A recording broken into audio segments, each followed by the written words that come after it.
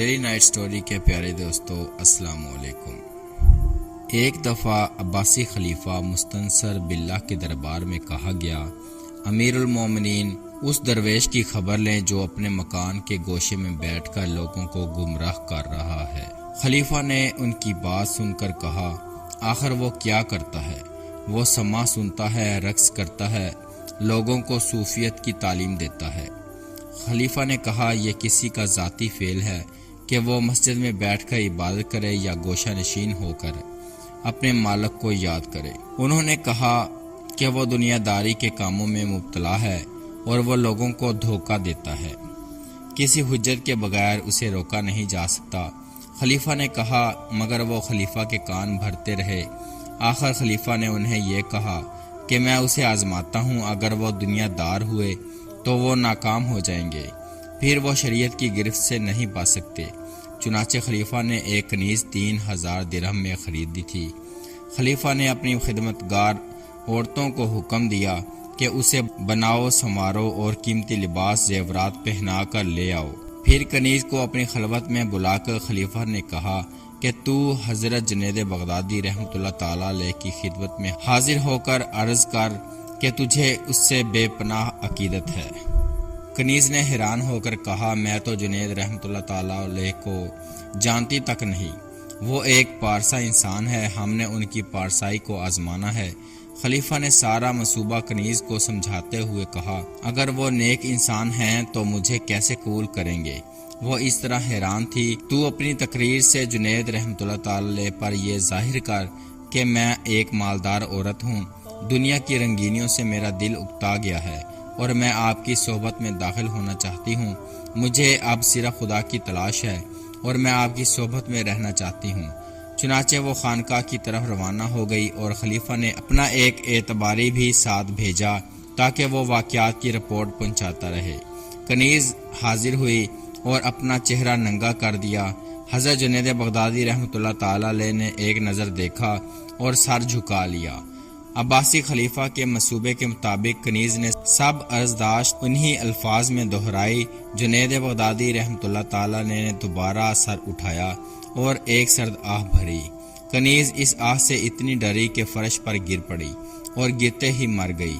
خادم نے دوڑ کر خلیفہ سے واقعہ بیان کیا۔ تذکرۃ الاولیاء میں شیخ فرید الدین عطار رحمۃ اللہ تعالی نے لکھا ہے کہ خلیفہ کنیز کی موت کا سن کر غصے میں آ گیا اور کہا، اب جنید رحمۃ اللہ تعالی علیہ وہ دیکھیں گے جو انہیں نہیں دیکھنا چاہیے۔ پھر وہ خانقاہ کی طرف روانہ ہوا۔ خوش آمدیوں نے اسے سمجھایا مگر وہ نہ مانا اور کہا، ہم خود دیکھنا چاہتے ہیں کہ شیخ جنید رحمۃ اللہ تعالی علیہ کون ہیں اور وہاں کیا ہوتا ہے۔ ابھی خلیفہ اس محلہ میں پہنچے تھے کہ شور پیدا ہو گیا۔ حضرت جنید بغدادی رحمۃ اللہ تعالی علیہ کو بھی خلیفہ کی آمد کا پتہ چلا مگر وہ خاموش بیٹھے رہے۔ پھر خلیفہ خانقاہ میں حاضر ہوا تو انہوں نے مسلمان کی طرح استقبال کیا۔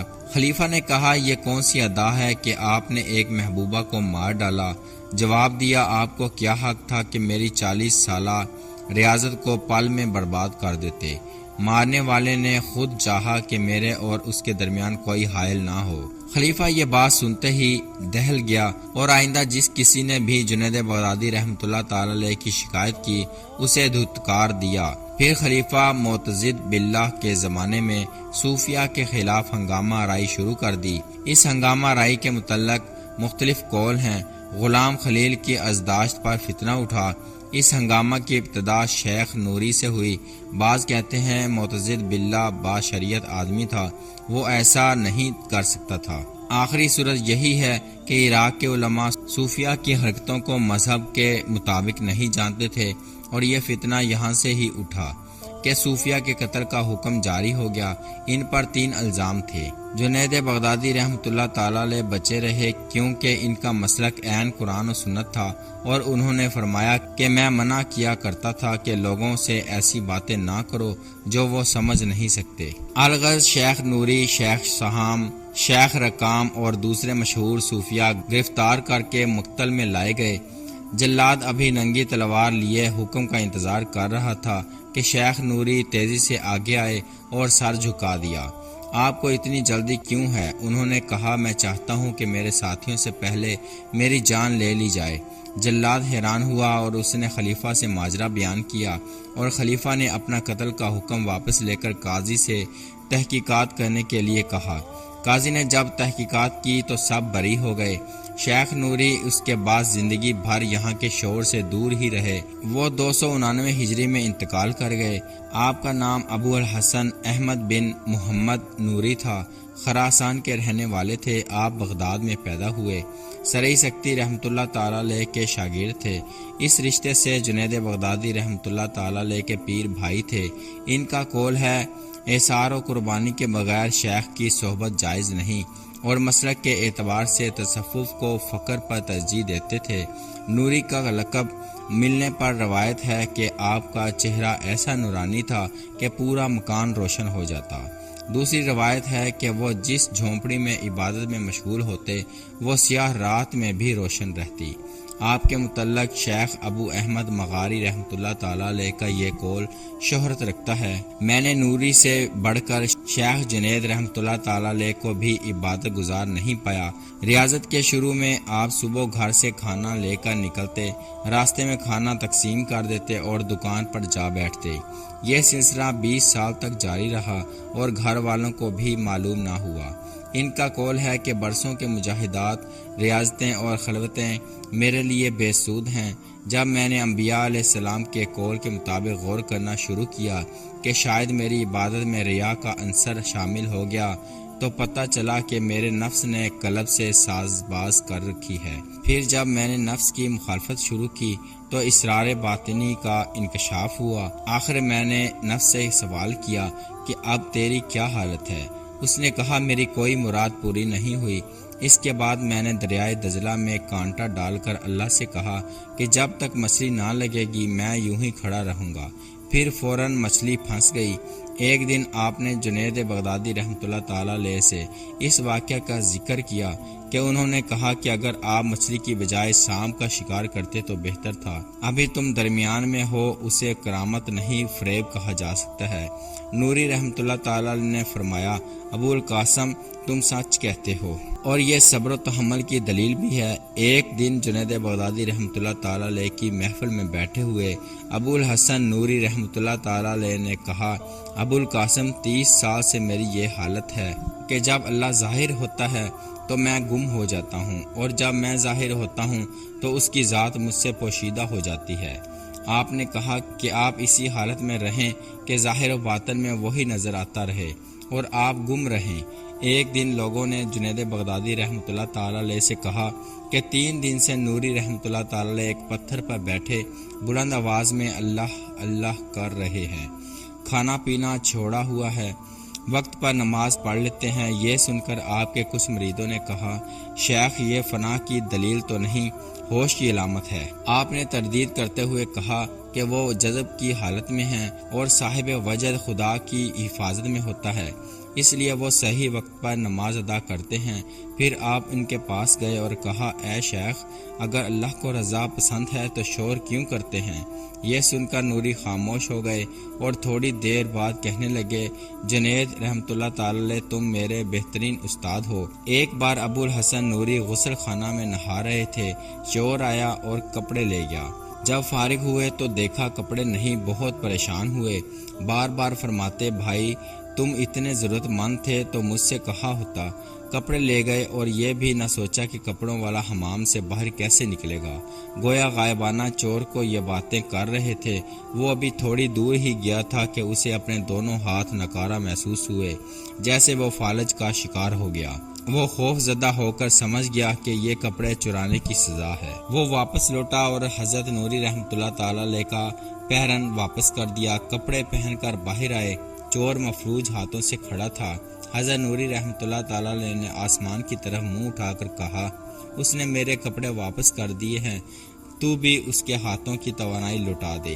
چور کی وہ طاقت واپس آ گئی۔ آپ جذب کی کیفیت میں بیٹھے تھے، انگیٹھی سے کوئلے سلگ رہے تھے۔ کوئلہ پکڑ کر مسل دیا، کوئلہ تو بجھ گیا مگر ہاتھ کالے ہو گئے۔ اتنے میں روٹی لے کر خادمہ آ گئی۔ آپ نے کھانا شروع کر دیا اور وہ دل میں سوچتی رہی کہ کتنی بدتمیزی ہے۔ ابھی وہ سوچ ہی رہی تھی کہ سپاہی آئے اور انہوں نے اسے پکڑ لیا۔ وہ کہنے لگی میں نے کیا قصور کیا ہے؟ وہ کہنے لگے تو نے کپڑے چرائے ہیں۔ ابو الحسن نوری رحمۃ اللہ تعالیٰ علیہ بولے اسے چھوڑ دے، تمہارے کپڑے مل جائیں گے۔ اس دوران ایک آدمی آ گیا کہ یہ لو تمہارے کپڑے میں نے چرائے تھے۔ وہ اسے پکڑ کر لے گئے اور خادمہ کی خلاصی ہوئی، اور ابو الحسن نوری نے کہا آج میری بدتمیزی ہی تیرے کام آ گئی۔ وہ آپ کے کشف پر حیران ہوئی اور معافی مانگی۔ ایک بار بغداد کے کسی محلہ میں خوفناک آگ لگی، کئی لوگ جل گئے۔ ایک رئیس کے 2 غلام آگ میں گھرے ہوئے تھے۔ اس نے فوراً اعلان کیا کہ میرے غلاموں کو جو آگ سے نکال کر لائے گا اسے 1000 دینار انعام دوں گا۔ ابو الحسن نوری نے گزرتے ہوئے اس اعلان کو سنا، بسم اللہ پڑھ کر اندر داخل ہو گئے اور غلاموں کو لے کر باہر آ گئے۔ لوگ حیران ہوئے۔ رئیس نے 1000 دینار پیش کیے، کہا تم ہی رکھ لو، تمہیں اس کی زیادہ ضرورت ہے، ہم تو اس دولت سے آزاد ہیں، دنیا کو آخرت سے تبدیل کر لیا ہے۔ ایک دن کسی جگہ چلے جا رہے تھے، دیکھا ایک آدمی راستے میں بیٹھا رو رہا ہے اور ایک گدھا قریب مرا پڑا ہے۔ پوچھا تو وہ اسی کا گدھا تھا۔ کہنے لگا میں غریب ہوں، گدھا مر گیا، اب اسباب کس پر لاد کر جاؤں؟ آپ نے کہا یہ تو دنیا ہے، ایک چیز کے بدلے دوسری لے لی جاتی ہے۔ وہ کہنے لگا میرے پاس دوسرا گدھا خریدنے کے لیے کچھ نہیں۔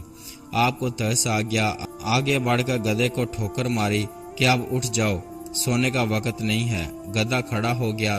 مسافر نے آپ کا شکریہ ادا کرنا چاہا۔ آپ نے پرسوز لہجے میں کہا پاک ہے وہ ذات جو عجیب عجیب انداز میں اپنے بندوں کی دستگیری کرتی ہے۔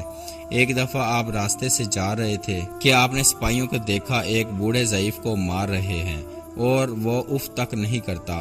آپ نے پوچھا اسے کیوں مارتے ہو اور کہاں لے جا رہے ہو؟ ہم اسے قید خانے لے جا رہے ہیں، اور پھر مارنا شروع کیا۔ ابو الحسن نوری رحمۃ اللہ تعالیٰ علیہ یہ نظارہ دیکھ رہے تھے، یہاں تک کہ وہ آنکھوں سے غائب ہو گئے، مگر آپ نے اس شخص کی زبان سے کوئی شکایت نہ سنی۔ وہ رات آپ نے بڑی بے چینی میں گزاری، بار بار سپاہیوں کا تشدد اور بوڑھے کی خاموشی یاد آتی رہی۔ آخر آپ سے برداشت نہ ہو سکا اور وہ قید خانے پہنچ گئے اور اس بوڑھے سے پوچھا کہ اتنی کمزوری کے باوجود تو نے سپاہیوں کی سختی کیسے برداشت کی؟ بوڑھے نے مسکراتے ہوئے کہا صبر کا تعلق جسمانی طاقت سے نہیں، انسانی ہمت و شجاعت سے ہے۔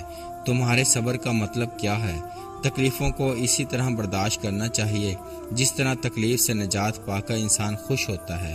ابو الحسن اس کے جواب پر حیران تھے۔ بوڑھے نے کہا آگ کے 7 سمندر پار کرنے کے بعد انسان کو معرفت حاصل ہوتی ہے اور پھر وہ اول و آخر کا علم بھی حاصل کر لیتا ہے۔